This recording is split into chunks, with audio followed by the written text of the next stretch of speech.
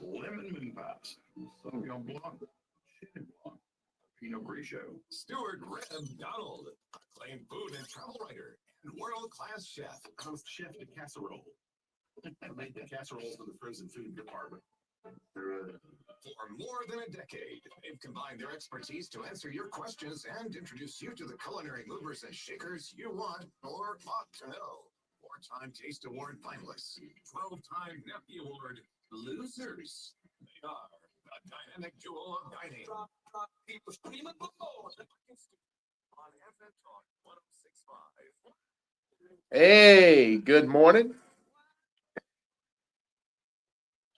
Hey, good morning. This is Stu. Mike is out today. Got a little bit of the sniffles and the cough, so I'm going to be doing Sip and Chew with Michael Stu again. It is a blustery Sunday morning here in the Port City, and we are ready to talk food, wine, and what other minutiae comes up. We usually hit a little bit on football. The ending of Clemson SMU, that was awesome. 56-yard field goal. Georgia, Texas. That was a good game. Yeah, and in the second half at least. Yeah. with the offense. First half wasn't too bad, but yeah. Well, that last part. Yeah, That was a good game. Penn State gave Oregon more of a fight than I thought they would. See that one. Yeah, but Oregon still won by more than a touchdown. Yeah. But every time they'd get it out to 14 points, Penn State would get it back to 7. But so the table's pretty much set. Personally, I don't have a dog in the fight. Auburn's clearly not going to be in the playoffs Right. this year. Georgia, no, not Georgia, but Florida either for me. Yeah. There's no way you put Bama in over SMU. No, That's just ridiculous. no. In fact, if you're going to put a 3-loss SEC team in, it's not Bama, it's South Carolina. Right. Of the 3-loss teams, they're playing the best at the end of the year. They have recent wins over ranked opponents, over a team that got an automatic berth. You know, they clobbered South Carolina Right, or right. Clemson. So It's going to be an interesting one. yeah, but I am of the firm belief that there's no such thing as a college football committee. ESPN determines who's in these playoffs. They did it last year. Supposed to be the 4 best teams in the country. Georgia was the best team in the country last year. Yes, by Yeah. far, It would have beaten any of those teams in the playoffs by 2 touchdowns or more, at least. which is why they kept them out. Yeah, Interesting, ESPN wanted that Alabama-Michigan matchup. They didn't care what rules they had to break to get there. Clearly, Michigan didn't care what rules they had to break to get there. Well, the whole thing is viewership. Yeah. You know, what team's going to draw in the most numbers in that way? Yeah, but it's ridiculous because people are going to watch no matter who it is. You say that, but there's the argument the other side. Yeah. Well, a lot of people will tune in if Alabama's not in it more than they would be that would tune in because they're in it. The rest of the country here in the Southeast, you think we're sick of Alabama? What about the rest of the country that doesn't have to play them and doesn't know that they're actually really good? Right. Yeah. Yeah. That just thinks Good they point. get all the breaks. They Good do, but they're also really good. Well, not this year. They're a good team. Well, it's the same argument. They're not a great with team. any team that's on the top, and I can say that. Yeah, as a Chiefs, exactly. As a Chiefs fan, I've been a Chiefs fan all Yeah. my life. I grew up in the Chiefs mentality, and just because the last several years they've been so good and had good recruiting, had all the good players. Now all of a sudden, the conspiracies are coming out like they did with the Patriots, and they can stop. It's just Well, everything well, has a also cycle, ever you know? since Roger Goodell's been in charge of the NFL, now there's that. there's been a lot of game fixing, Sure, in my opinion. sure. Well, that The starts long before NFC the Chiefs. Championship game between the Saints and the Rams a few years ago, when the Rams played the Patriots in the Yeah, Super Bowl, Yeah, both those games were rigged. Yeah. Especially the Saints Rams game. yeah. I mean, you hit a guy 3 steps before the ball gets there with the crown of your helmet and drive him out of bounds, and it's not even pass interference. Exactly. 2 drives in a row, identical plays. Yeah. And Yeah. somebody didn't see that? Come Yeah, and that was the last NFL game I watched too. I was so convinced. on. And all you see now on Twitter is if you sneeze within 10 feet of Mahomes, you're going to get called for roughing the passer. Well, I Yeah. wish that were true, but I've witnessed the games this season. That's not true. There's been Yeah. several, and it's just Yeah. like, with some of the receivers on Hunt and geez, a number of them. There's been clear violations. But Yeah. they're just going, it depends on where depending on where they're playing. If they're playing at home. Yeah. Oh, man. Yeah. Yeah. You might as well call it Chiefs own that Yeah. stadium. And you know, and that's part of what makes home field advantage so important, whether it be football or basketball. We saw it Wednesday night, College or. Auburn versus Duke. Great game. Yeah. Great game. Auburn was not flustered one bit going into Cameron Indoor Stadium. They lost by 5, and replay showed the officials gave Duke 7 points that they did not. Wow. Just ridiculous calls, a goaltend that was reversed that was clearly goaltending. Mhm. And that's what happens at home everywhere.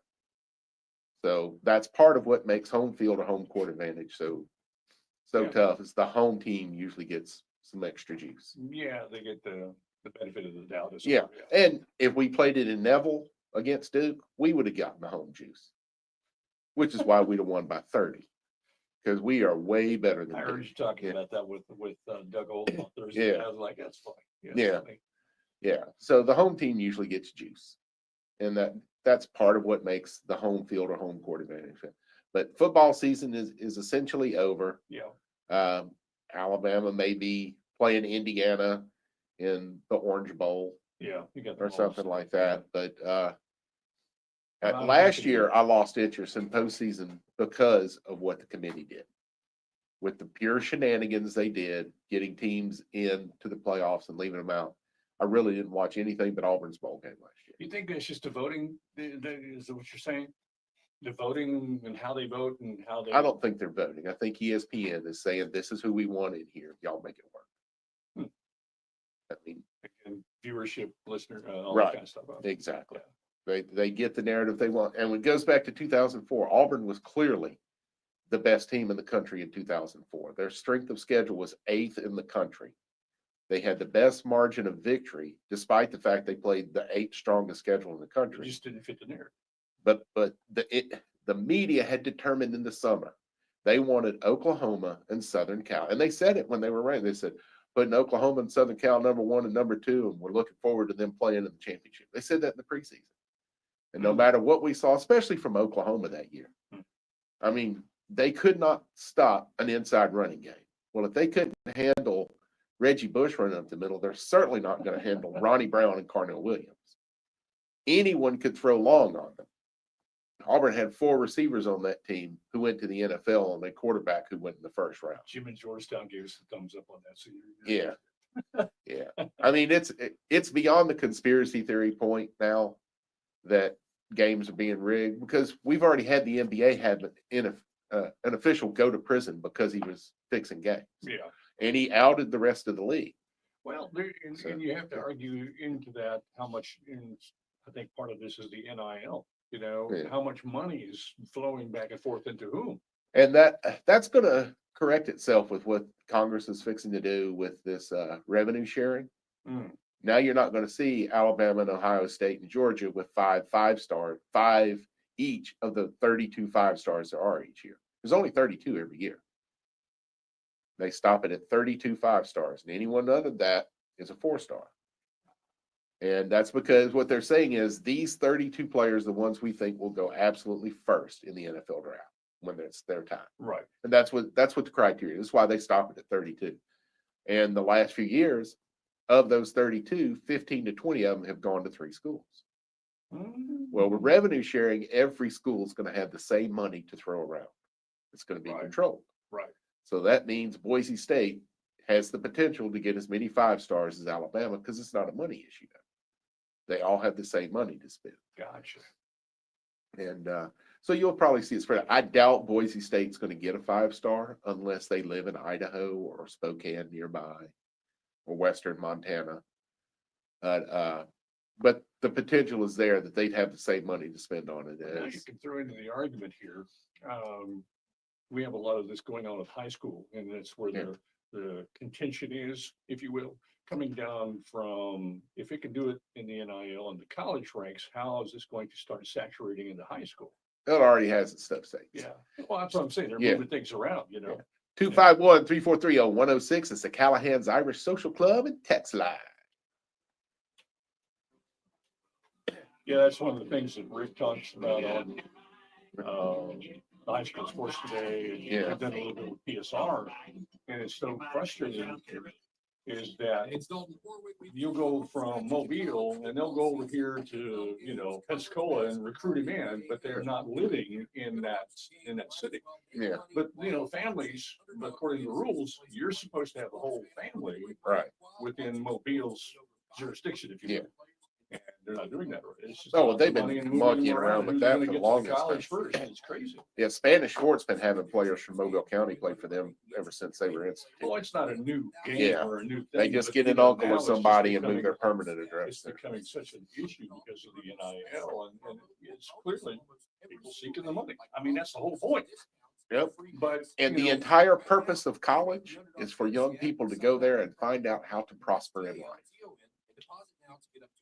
Well, to get educated on how to better prosper themselves. But in. Yeah, it it's doesn't mean you supposed to need a have degree, ethics, 'cause a you're music supposed to have major- Ethics and morals involved as well. Yeah. Well, If it's within the rules, that makes it ethically and morally okay. I was gonna say, how do you define them? That was one of Yeah. the courses I took was how do you define the ethics and the morals? It's the same, you know, I heard in the news talking about can't rewrite history. The winner always Yeah. rewrites the history, folks. Yeah. That's just the way it is. Yeah, and how much of history is true, how much of it isn't. I come from a group of people that we're sitting here today, quote, Americans, you know, but the indigenous people, as we call them, Yeah. don't have the rights that we do. Certainly don't have the life that we do. But it's catching up with them, you know, I mean, like, I saw a kind of funny,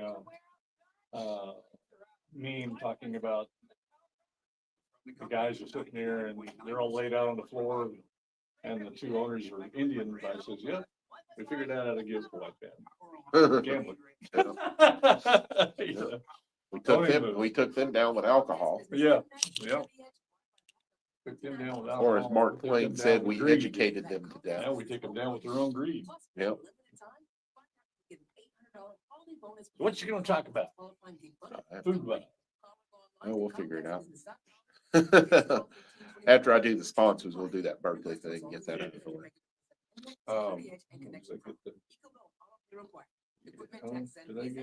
Did you send me a list of birthdays? Yeah, it's just 3. It should say birthday in the subject. Oh, you want me to send them an email? Yeah. Oh, okay. I thought you got text. Oh, get it. Beginning at 8 a.m. every Saturday morning. We'll visit with coaches, athletes, administrators, and more as we'll keep you up to date on all things prep along the Gulf Coast and the state of Alabama. Wake up with the Prep Sports Report team this Saturday morning starting at 8 a.m. right here on FM Talk 106. Chris Sherrill and Susan Benton. Yep, and then there should be Two big ones. Tony Naaman at the end. On FM Talk 106.5.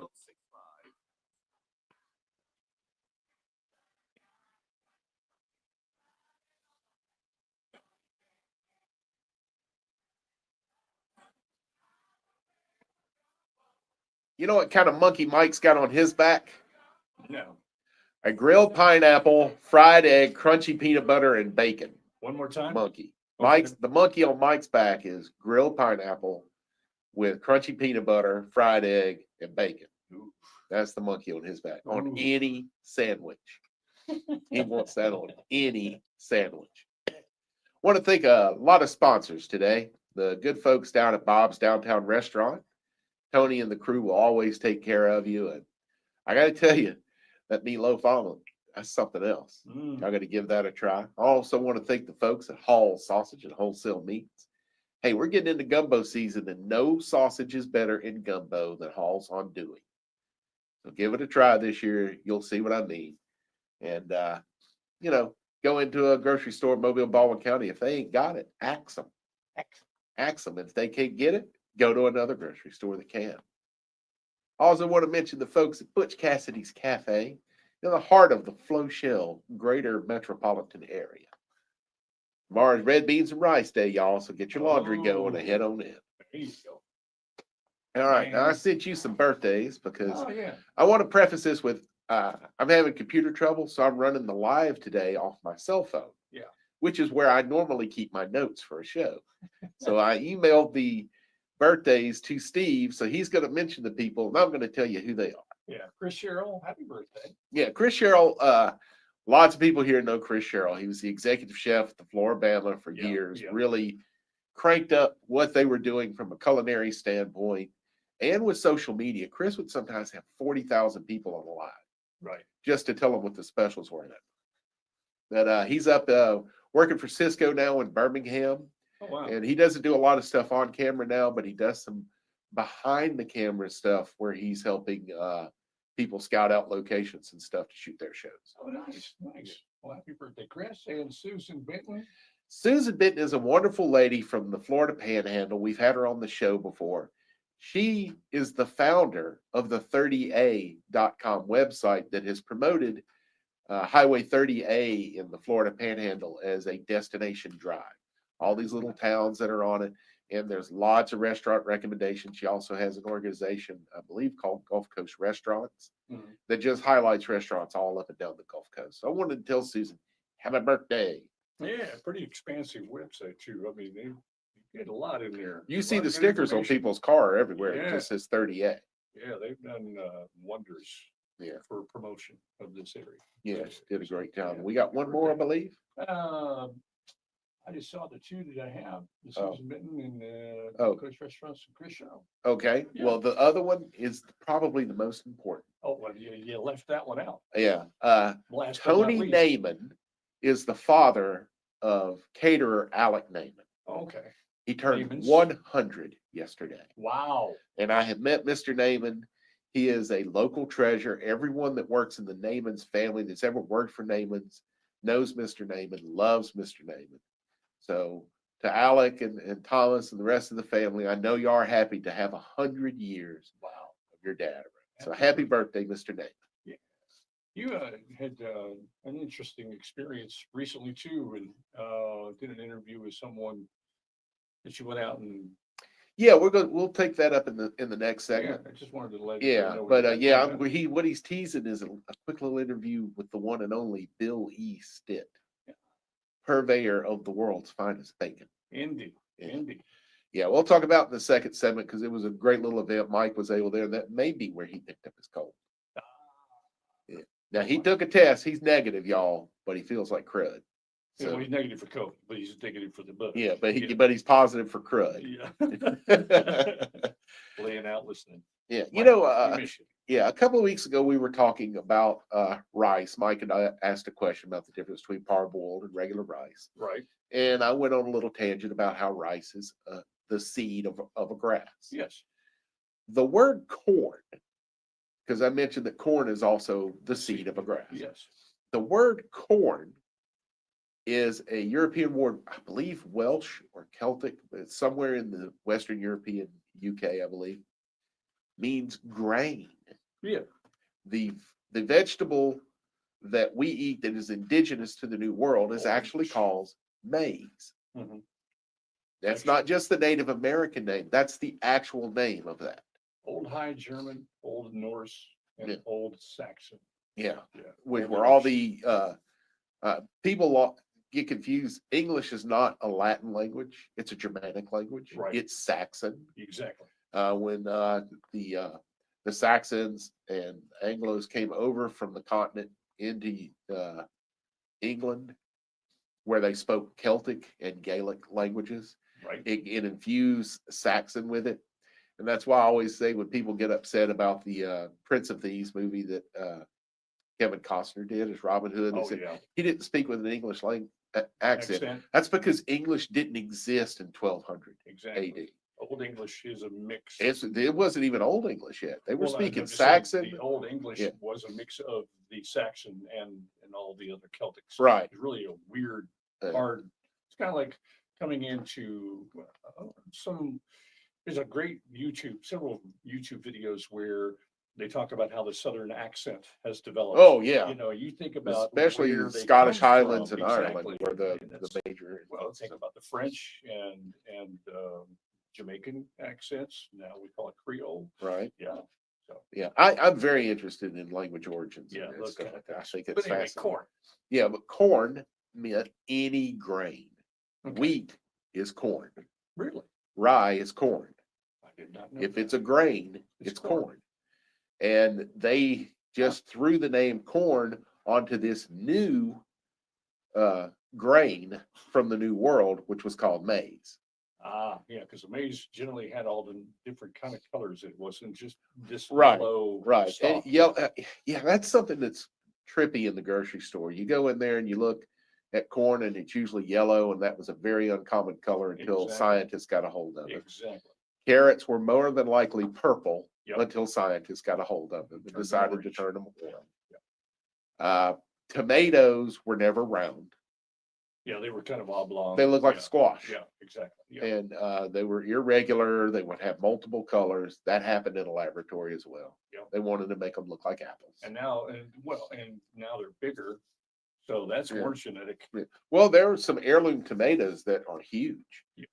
The Mr. Stripey, which is kind of like a green and white striped tomato, gets about Oh, 4 yeah, to 5 yeah, inches yeah, wide. Yeah.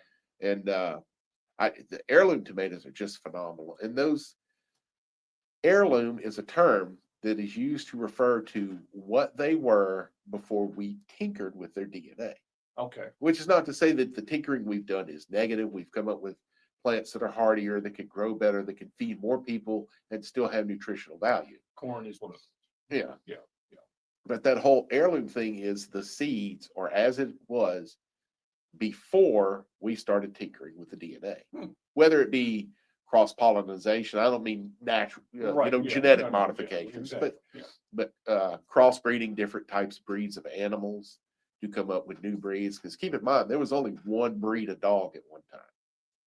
And all the breeds that we have Those now wolf, are yeah. the result. Well, no, there was a wild dog that was very similar to the Irish Wolfhound. Was pretty much what the original dogs were. Okay. And we tinkered with, well, this one's really tiny. Let's mate it with this one that's really tiny and see if we can get a whole breed of smaller dogs. And we kept doing that until we get, I don't know, 300 different breeds of dogs now Right. with some ridiculous names. Labradoodle. I can't get them. Hoodoo. It may be a wonderful dog. I don't like it. Foodoodle. Yeah. But we've done that with other animals too. Yeah, yeah. And the cattle that we eat today, for the most part, didn't exist Exactly. when we first founded America. And I was going to say, at least 300, 250 years ago, the Herefords that we have now, even Black Angus. Well, those heritage breeds are important in the next segment when we talk about Bill E, because that's what Bill E uses for his bacon. It's one of the reasons it's so expensive. Okay. Is he uses heritage breeds of pigs that Hmm. are not the pigs that they grow for grocery store consumption. So we'll talk about that a little more in the next segment. And that's why I wanted to give a little prep on it here. Yeah, if you ever see anything that's heritage, give it a try. Yeah. See what it was like when George Washington was eating it. What it was like when Abraham Lincoln was eating it. You know, that's what, 75 years later or so. Yeah. And see how different it is. 80 years, almost 100. Yeah. You know, something we should touch on is how many of our founding fathers were brewers and distillers. Oh, We know about Sam Adams. microbrewery and all that. Yeah, Absolutely. because that's the only way they had the stuff back then. They couldn't go to Walmart and get a 6-pack. Well, that's why moonshiners fought, by the way. And that was part of the reason they had such an issue because, well, our forefathers did it. What's the problem now? 251-343-0106 is the Callahan's Irish Social Club text line. Yeah, my dad used to talk a lot about that. There was, my dad ran moonshine and he was, And he's a fine American man. yeah. Why don't we play it? But he knew to make some stuff in the basement of what we call the old house. When my mom bought the property there in Levant, Kansas, where I grew up, it was just, originally there was a stable there when there's a French settlement. And then this was the stable area, and then it grew into something else. but it always had some sort of work, like mechanics or whatever, which was really interesting. Dad didn't know he was a mechanic. And I got to digging out because I wanted to clear out that yard for my, Yeah. I started finding varietals and all sorts of stuff and mechanic stuff, layer on layer, really interesting. But the original house that was there was the post office. And in those days, you lived in home. Yes. Lived and worked from at home. You just went out to the front, put the letters in, and then you went back. It's the postmaster. Well, then they moved the front of that over across the street and built a new post office. My mom bought all of that, and the building is dilapidated toward the part of it. And then they cleaned what was good, kept what was good, and that was Dad's shop. But in the cellar, Dad would make all sorts of interesting things. He was a regular scientist. I mean, he raised rabbits down there and then cleared all that out, moved them over into a different area of the yard property, and then he started going for watermelon wine, and which was interesting in Kansas. It's really hard to grow watermelon. Yeah, I would imagine. But you don't have the heat, which Or the is, sandy, Yeah. the sandy soil. But we got some good watermelon there. Cantaloupe, pretty common. yeah. But tried cantaloupe, tried to make cantaloupe wine, corn wine, which, corn liquor. Yeah. And that was what got him in trouble. And I mean, there was an interesting period there where he was friends with, it's about an hour away, a place called St. Francis, Kansas. That's where I was born.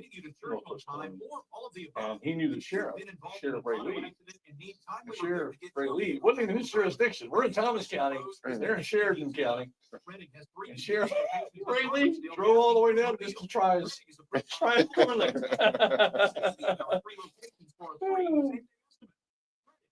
With a lifetime warranty. Get an education on blockchain tech with Beyond the Blockchain with Scott Tindall. There. Constantly changing universe of blockchain technology is way deeper than just cryptocurrency. Scott talks about the hows and whys of the blockchain. Plus, he introduces you to companies that are pioneering this brand new world. Well, this is our monthly Billy's. Beyond the Blockchain, Tuesday nights. Well, this is our monthly Billy's Bacon. 1065. All right, here we go. Right. They are the dynamic duo of dining. Sip and chew with Mike and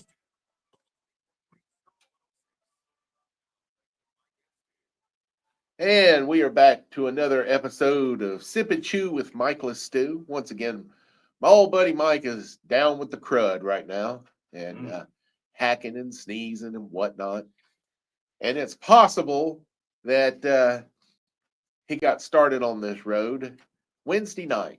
We were lucky to be invited by Bill Eastitt down to his wonderful place, Bill E's, Fairhope 181, I believe that is, south of everything you want to go to.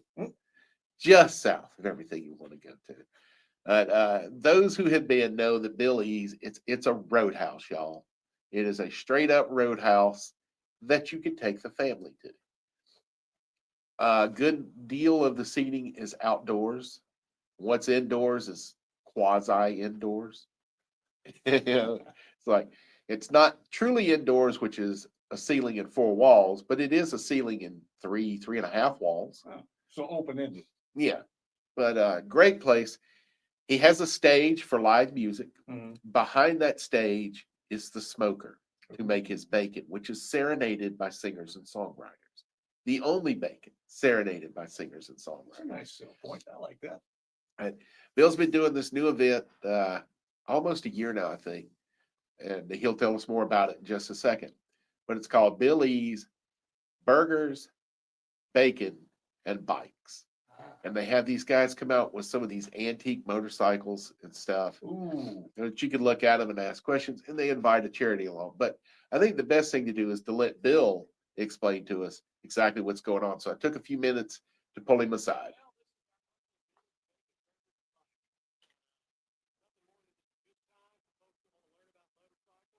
See cool motorcycles. They may have still be riding today, or they may have gotten out of it, thinking about getting back into it. But it's also a great place for young people who don't know about a bike to come and talk to other riders and learn about their bikes. But it's any kind of motorcyclist you can imagine. Well, everything from Harleys to Ducatis, to Triumphs, to Hondas, to you name it. Huffy, we want scooters here too. So you also pair this up as a philanthropic event. Yeah. What is the charity aspect of this about? So the whole concept is designed around once a month. So we pick 12 charities. This month, we're working with Boys for Tots. It fits perfectly around the Christmas season. And we do a 50-50 drawdown. We invite the philanthropy to come, and the place is theirs for the evening. They can bring their committee, their board, they can invite some of their biggest sponsors to come and enjoy the evening. And the 50-50 drawdown is designed where they get 50% of the take. And they get a chance to get on the microphone, talk about what they've got going on. It really gives them an audience that they may have never had before. Outstanding. Well, buddy, you're always welcome on the show, and Mike and I appreciate you inviting us over. Oh, I hope to get over there again soon. It's been a while. All right, give us a provolone. Hello. All right, so it was a great event. We had Mr. and Mrs. Claus available for the event. Very nice. I think Mike was trying to put a move on Mrs. Claus, That's what got it. but then Rudolph Got a showed up. kiss, and yeah, that's how I got it. Yeah. There we go. What about Mrs. Claus? But there was a good turnout the other night. The weather had a little kind of, because it was cool. Yeah. And a lot of mobilists just freak out when it gets below 70. They throw on a parka and set the house on fire just to stay warm. Right. But also, Bill and I talked about, he was up against Christmas parties, and he said he's got like 9 of them he's catering this week. Wow. So that season's already started up, but it was a great crowd. I'd say over 100 people. Wow. And he said a lot of times there's no place to park. They're lined up on 181 and the side streets. And that's great since it's going to charity. Yeah. Yeah. And it was terrific. And he treated Mike and I to a little food. No, and a little food. A little, a little bit. Yeah. Lot, yeah. When we walked in, they had this big wooden canoe on a table Wow. that was filled with finger foods. The finger foods were a skewer. I should have asked questions that had Billy's bacon, and I want to say maybe smoked jackfruit or something. It was kind of fruity, kind of that texture, but it did taste like Wasn't the star fruit. Yeah, Yeah. I'm not sure what it was, and Mm. it could have been something pickled. I don't know because it had a little bit of acidity to it, but it was very good. But then he also had these pork rinds, and I'm guessing they fried up themselves there. They had an incredible smoke flavor into them. Drizzled them in a little of their comeback sauce. And those who don't know, comeback sauce is from Mississippi. Okay. And it's essentially Thousand Island dressing with some heat to it. And I love a good comeback sauce. And then they had little pieces of the Billy's bacon tucked inside the curls of the pork rind. Ooh. And I had not eaten since breakfast. And I probably had 7 or 8 of those things. By the time the night was over, I was in a meat coma. Oh man. And we didn't even think about dessert. But then we went and sat down in the bar and listened to the fellows that were playing the tunes. And we split an order of the chili cheese tater tots that are topped with Billy's bacon. Ooh. Yeah. Oh, and as you said last segment, that's heritage. Yeah. He uses, I'm drawing a blank now, but he uses heritage breeds of pig. Uh-huh. And from local farmers. He knows the farmers his pigs come from, which is just a whole different world. And I mentioned it before when we were talking about Mason Hill Farms, and I had the brisket from there. That cow was born and raised, slaughtered, and smoked in Grand Bay, Alabama. Well, Bill's doing the same thing with the bacon. So he's not getting this mass-produced bacon, which quite honestly, most of it is coming from China. You go eat bacon that you get in a grocery store, more than likely that pig came from China, or the pork bellies did, and were shipped here. Now, are they a little bit more expensive because of that rarity? Yes, exactly. It is, those heritage breeds are always farmed or ranched locally, which means within a 150-mile radius usually is considered local when you're sourcing things like that. And So they you are could go into Mississippi and the Panhandle as far as that Right, goes. right, Okay, right. Yeah, okay. we were talking about Chris Sherrill working for Cisco earlier. Yeah. The beef that they sell in this area Mhm. comes from ranchers in Mississippi, Alabama, and Georgia. Gotcha. And that keeps it fairly local. Some of these, Rick, Ring any bells, Berkshire? That's the one right there. Okay, Tamworth, Duroc, Spanish Black, Liberian, some of those are the Yeah. picks. Yeah, the Yeah. Berkshire I know he uses, and then another breed I think also. Duroc you will often see advertised on menus where they're doing the 2-bone pork chops at a high end Okay, place yeah, as a Duroc pork chop. What's different about these breeds is they are fattier okay, than what's going on at the grocery store. The beef or the pork that's in grocery stores is deliberately leaner because we're a fat nation. And we needed to curb some of that. We Oh, love because we pork. don't like our fat, Now, we thi- want to take it off, is what you're saying? Right. Well, no, because we are fat and we don't need to eat that much. Oh, I got you. So they have worked breeding these new pigs that are for mass consumption. Less fat, Less leaner, fat okay. because we eat too much pork in this gotcha, country. gotcha. It's a specialty. You save that because of the fat See, content. I've always been under the impression growing up that it was the lean white meat, as it were, was leaner than chicken. for most Well, folks. that's the tenderloin, Okay, the loin meat, and it is. It's on par with chicken breast. You know what's leaner is bison. yes, Oh, yes, yeah. yes, it is. I wish we had a better supply of bison here. You know, they used to roam here on the Gulf Coast. No, I did Yeah, not. absolutely. They roamed over about 75% of the continental US. That I did know, but I Yeah. did not realize. Yeah, I but thought there it were was more bison here. northern, If you ever go out to Five Rivers Delta Resource Center, Mhm. the little museum thing that they Mhm, have, they mhm. actually have a stuffed bison Really? because they were all along the Gulf Coast. See, where Natives I'm were- from, yeah, that was very common. Yeah, Yeah. I mean, yeah, and my mother too. She was born in Wyoming, went to high school in Idaho, and Yeah. then my parents met in Absolutely. Washington. So, absolutely, yeah. and she remembers as a kid getting, they waited every year for them to thin the herds in Yellowstone Mhm. because they would get all this bison. Yep, we were the same way. We could buy bison, most people hunt up in our area for pheasant or deer. But, Dad he knew some people. So we Yeah. would get bison at least once a year. Yeah. So, and what you were eating was essentially a heritage cow. Right, A bison is a Makes sense. bovine. It's in the same family with ox and regular cattle. Tastes like cattle, just tastes like the best beef you've ever had. well, and that's why so many folks like the Black Angus. My grandpa raised Black Angus, and they were lean but tender. Right, And that was where exactly. you get the filet mignon and those kind of things off. I guess you told me before off the back. is Yeah, that right? yeah, it runs right down the spinal cord. Right. Just, not some of the best beef you'll ever eat, but bison seems to be, even the flank. Yeah. Is some of the best. meat It's because you'll it's ever wild eat. game. Okay, Yeah, wild game is leaner because it's wild. It doesn't have somebody throwing corn into a bucket. in other words, they're out there working their butt off to survive. Exactly, Yeah. exactly. But Bill uses these heritage breeds in his bacon, and that's one of the reasons that it is so good, and why it's more expensive than the bacon you find at the grocery store. You're right. Roy Seawer, our good buddy at Butch Cassidy's, Mhm. gave me $20 when he found out I was going there and said, I need a pound of that. I'm going to make carbonara with it. What is that? Carbonara is a breakfast pasta.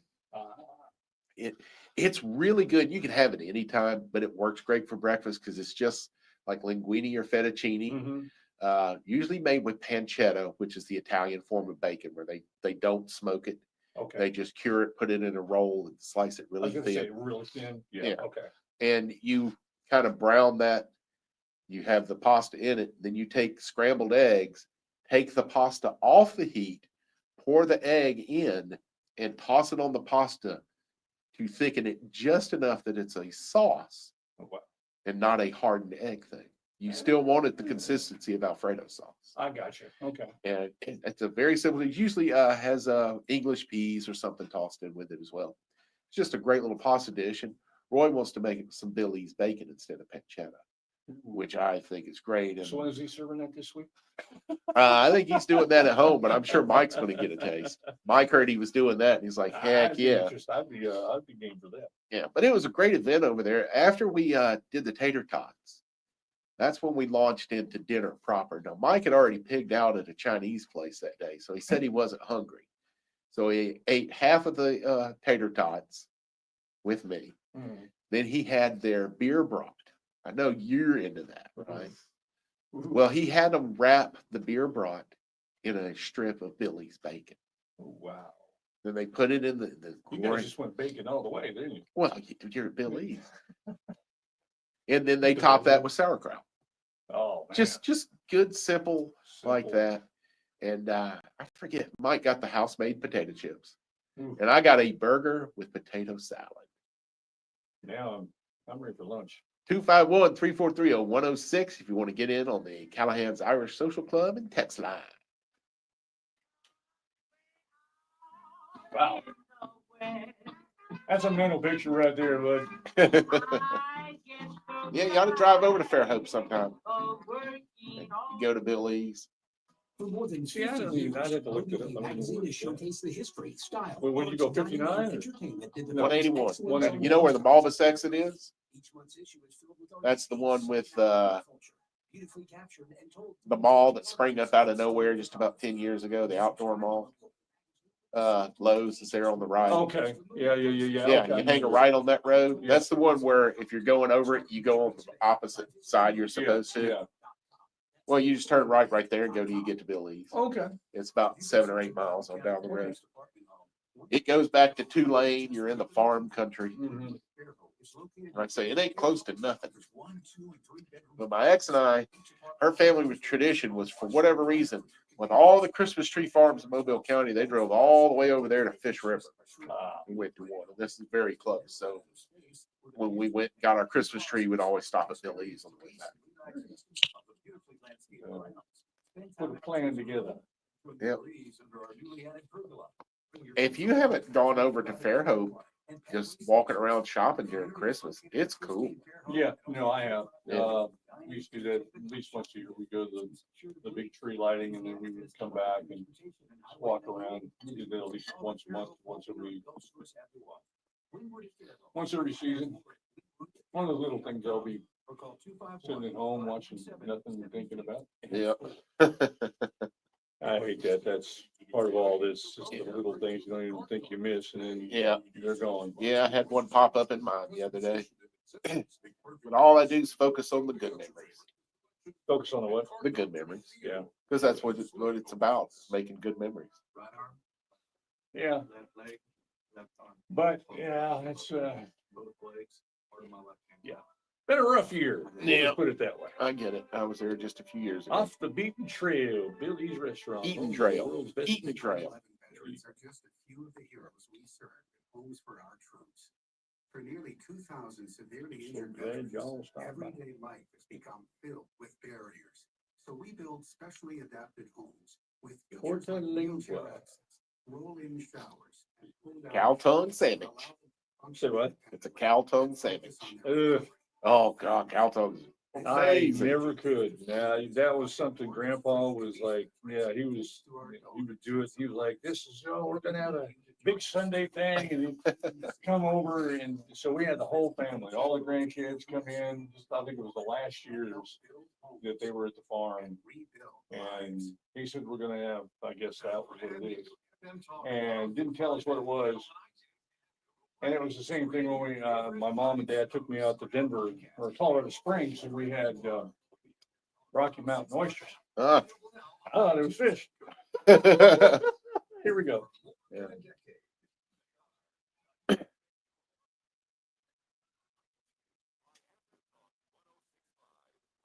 Hey, we're here in the last segment of Sip and Chew with Michael Stew. Buddy, I hope you're feeling better out there and you're back on your feet. I know there's a lot of bars that are missing the money right now, so you need to get better. It's that time of season. But I want to thank the folks at Hall's Sausage and Wholesale Meat Company there in Chickasaw on Iroquois Street. Making fine food they get. And if you've got a restaurant or catering company, contact them about, we've said this before about getting whole cuts of meat. If you need pork belly, if you need pork roast, the pork chops that are on the Wednesday special at our other sponsor, Butch Cassidy's Cafe, come from Hall Sausage and Wholesale Meats. So when you come there on Wednesday and get that fried pork chop, you're helping two of our sponsors. I wonder how that worked out. I'm sure Mike did a little introduction. Yeah. So that just leaves me one more sponsor. And that's the fine folks at Bob's Downtown Restaurant. This is a time of year where Tony is flexing his philanthropic muscle.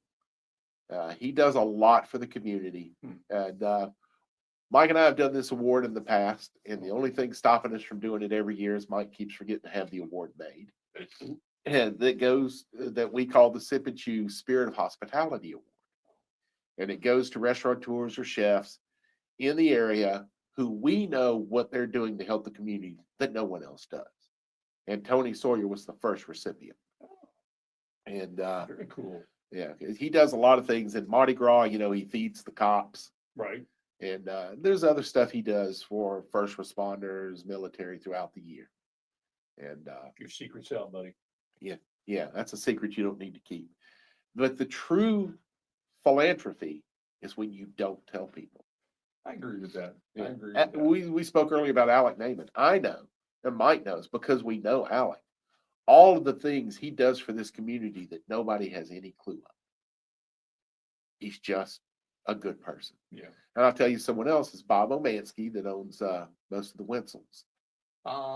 Having worked for Bob, I know what he contributed to various nonprofits, and makes no advertisement about it at all. Hmm. He just, Well, because he that was the cares. First time. yeah, right.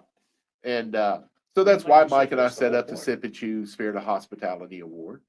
Is for people like that we know. Matt Golden Mhm. at Beer Garden received it as well. There were some things he did during COVID to help people. Other people that are deserving, and we will get to, are aforementioned Alec Naaman, Bob Mhm. Omansky, Mhm. Panini Pete. I knew With Panini was pretty involved. yeah, he does a lot of great stuff. And Frankie Little at Roosters Hmm. has done a lot of good stuff too. I've seen a lot recently through Facebook. Yeah. There's been a number of events that they've been doing. So yeah, I would see that. Yeah, Frankie is a really solid individual. I'm glad to call Frankie a friend, Mm. and he's a good friend to have. There's a lot of that goes on in this community, the restaurant community, and when you look at our profit margin versus typical resale, Mm. if we sell a sandwich for $10, we make $1 off of it. That's sad. If It a store really is. if a store sells a pack of socks for $10, they make $9 off of it. Right. And we do so much more, especially based on profit percentage for the community than any other industry, the restaurant. And that's always when people are having fundraisers, the first thing they do is they hit up restaurants Right. wanting donations, wanting you to come out and serve food. And we, as a community, are very good about doing that. It's very worthy. But the problem is, like you say, though, on the flip side of it, that it seems wrong or something ethically. Well, bent I about don't it. have anything wrong with people asking us. What I have a I problem meant- is I that meant- we I meant do the profit more than margin people part. that make more profits than we Yeah. do. And Yeah. but I've always heard people refer to working in a restaurant, especially servers go, well, this isn't my grown-up job. You tell me a more noble job than feeding someone who's hungry.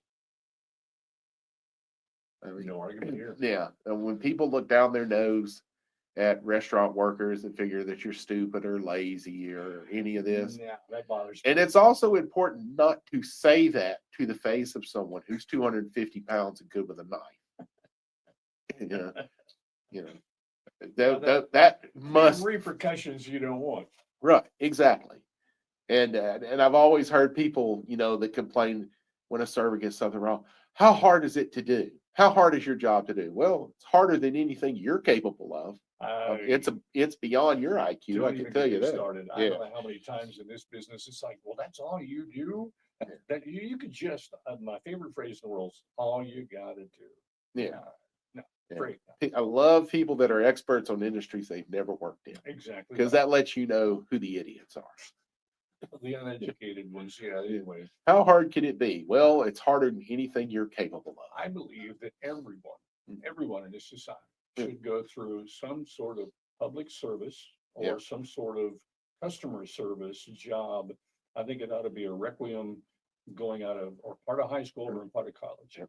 And I have a problem with the CEO of a company telling me the way to do a job when they've never they done it, can't do it. when they've never done it. Yeah, you need to pipe down and shut up when it comes to how to do the job. You've hired these people who are experts at it. listen them to do them. their job. Right, Yeah, let them yeah. do their job. And a good CEO does that. Exactly. They surround themselves with good people. They take their advice, and all Leaders they lead. do is right, Leaders lead. exactly. But there are a lot of people that are out there go, I don't need to know how to do the job to run the company. Well, you do if you want to be respected by your employees. Now, if you don't care about respect, that's fine, but don't get mad when They don't give it to you. right, exactly. You get the respect you earn. And that's the thing, like you're talking about with service, or any, chef or restaurant. I think the worst day of the week is today. On Sundays is Oh. worst day for tips, worst day for treatment. And Yeah. I find it very interesting. Yeah, Just Hypocrite- because hypocritical. that's the word we can use, but yeah, it's wrong. It Yeah. really is. Don't go being elite or that Yeah. elitism, and just, Yeah. respect those Just that remember, choose to do. when you're looking down at your nose at someone, it makes it easier for them to break your nose. Metaphorically. Or spit in your food. Here you go. No, I don't ever Right. condone that. No. And here's the funny thing with that. There are people who do deserve to have that to them, done to them. I'm sure. But just because they stoop that low doesn't mean that you do. No, that's right. Yeah. That's Yeah, it. but there are absolutely people that all the horrible things like in the movie Waiting that they did to people's food, throwing it on the floor deliberately, all that. Oops, it There- slipped. There are people that deserve to have that done to them. That doesn't mean you do it. Well, just because you the can bully- doesn't just mean you because the should. bully bullies you doesn't mean you bully him back. And Right. I give that. Right. Yeah. Or worse, take the chance of bullying someone that's at their table that's not part of the problem. Right. And this is the time of year, folks. Anything customer, I've already seen it the first day after Thanksgiving, people were upset that stores were busy or they had to wait in line. Oh my God. There's a lady at Family Dollar that there was a line on Black Friday, and she's like, I wish I'd have brought my big purse in here. I just put everything in it and leave. I don't have time to stand in line. So because she can't manage her time, that makes theft okay. Yeah. We don't need any of that this time of year. Let's be No. harmonious. You're right. Let's look for the joy in each other. That's what we're looking for right there. Yeah. Yeah. Enjoy. And I am, just happy to be alive. I fought to not be 6 feet under. And you know what saved me? Provolone.